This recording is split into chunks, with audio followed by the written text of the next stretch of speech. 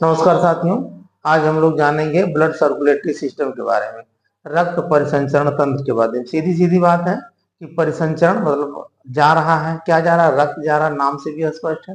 पूरे शरीर में ब्लड का जो सर्कुलेशन होता है उसको रक्त परिसंचरण तंत्र कहते हैं। सीमित सी बात है। दूसरी बात है कि रक्त परिसंचरण तंत्र की खोज किसने किया था? विलियम हार्वे नामक वैज्ञानिक ने किया था। रक्त परिसंचरण तंत्र किसके द्वारा होता है? धमनी के द्वारा और शिरा के द्वारा। धमनी का मेन काम ये होता है कि हृदय से पूरे शरीर में ब्लड को ले जाना, और शिरा का मेन काम होता है कि पूरे शरीर से ब्लड को फिर हृदय में ले आना। एक शुद्ध ब्लड होता है, शुद्ध ब्लड उसे कहते हैं जिसमें ऑक्सीजन मिली होती है। एक अशुद्ध ब्लड होता है जिसमें कार्बन डाइऑक्साइड मिली होती है। तो जब शुद्ध ब्लड किसके द्वारा जाता है? धमनी के द्वारा। और अशुद्ध ब्लड किसके द्वारा आता है? शिरा के द्वारा। तो जो ब्लड सर्कुलेटरी सिस्टम होता है मुख्य रूप से तीन प्रकार का, हम लोगों का जो है, जिसमें ह्यूमन बीइंग में या पक्षियों में या सरीसृप में, इसमें बंद रक्त परिसंचरण तंत्र होता है, यानी क्लोज्ड सर्कुलेटरी सिस्टम होता है। जैसे कि कट जाने के बाद, फट जाने के बाद तेजी के साथ जो प्रेशर के साथ रक्त बहता है। और दूसरे प्रकार का जो है एक ओपन सर्कुलेटरी सिस्टम, यानी बंद के बाद खुला रक्त परिसंचरण तंत्र। खुला रक्त परिसंचरण तंत्र किसमें है?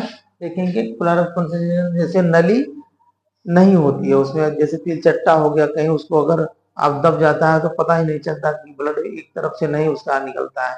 या घोंघा हो गया, सीप हो गया या शंख हो गया, तो इन्हीं जो जीव जिनके ऊपर एक कवर होता है, ठोस कवर होता है, उसमें ओपन टाइप का होता है, रक्त परिसंचरण तंत्र खुला होता है। और एक आता है मिक्स्ड, मिश्रित वाला, मिक्स्ड सर्कुलेटरी सिस्टम, जिसमें दोनों प्रकार का, जैसे मछली आपकी होगी, मछली में जो है बंद भी रहता है और खुला भी रहता है। कुछ जगहों पे खुला रहेगा, कुछ जगहों पे बंद रहेगा।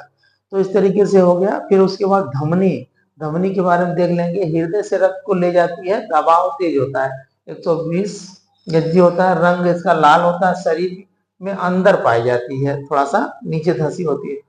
शुद्ध रक्त जिसमें O2 यानी ऑक्सीजन होता है, वाल्व नहीं होता है।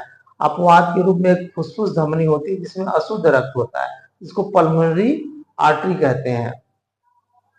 शिरा, शिरा पूरे शरीर से रक्त को हृदय में लाती है, पूरे शरीर से रक्त को हृदय में फिर लाती है। वाल्व जो दबाव जो है इसका कम होता है, रंग इसका नीला होता है, अशुद्ध रक्त होता है, इसमें जो है कार्बन डाइऑक्साइड मिली होती, वाल्व होता है। उसका अपवाद के रूप में एक फुसफुस शिरा होती है जिसमें शुद्ध रक्त होता है।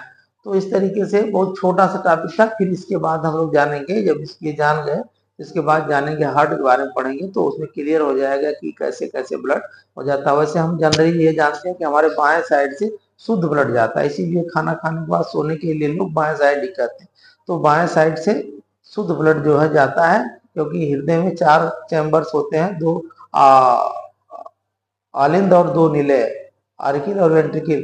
तो बाएं साइड से जो है शुद्ध ब्लड जाता है पूरे शरीर में, और फिर वापस आता है दाहिने आलिंद में। अब फिर वहां से फेफड़ों के द्वारा जो है, कोई पल्मोनरी वेन्स और पल्मोनरी आर्टरी के द्वारा फेफड़े में जाता है। तो फेफड़ा क्या करता है कि वो जो ब्लड होता है, ब्लड में ऑक्सीजन जिसमें मिल जाती है वो शुद्ध हो जाता है, जिसमें फिर जाकर के कोशिकाओं में जहाँ क्रिया होती है रिस्पायरेटरी की, रिस्पायरेशन की, वहां पे जो कार्बन डाइऑक्साइड उसमें मिल जाता है, ऑक्सीजन निकल जाता है, तो वो फिर अशुद्ध ब्लड होता है, तो शिरा के द्वारा फिर वापस आता है।